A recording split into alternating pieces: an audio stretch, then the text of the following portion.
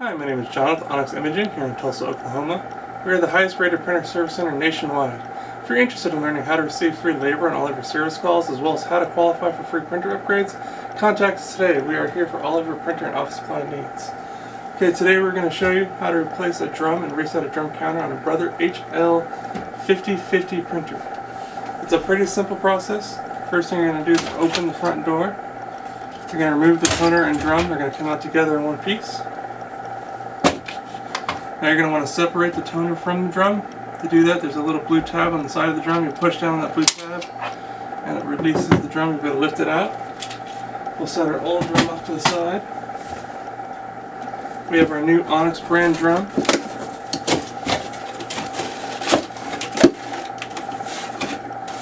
Inside of every Onyx brand drum there are written instructions to walk you through how to replace it.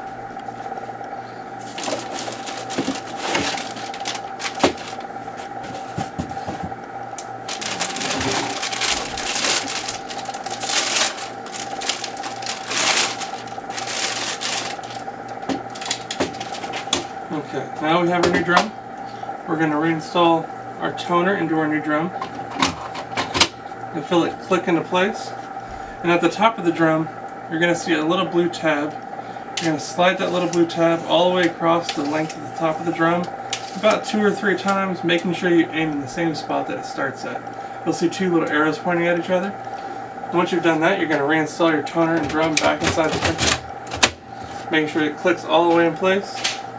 And then you're going to leave the front door open and press and hold the go button for about 4 seconds until all the LEDs light up on the side. Once they all light up, you'll let go of the go button, close the front door, and just like that you're back up and printing.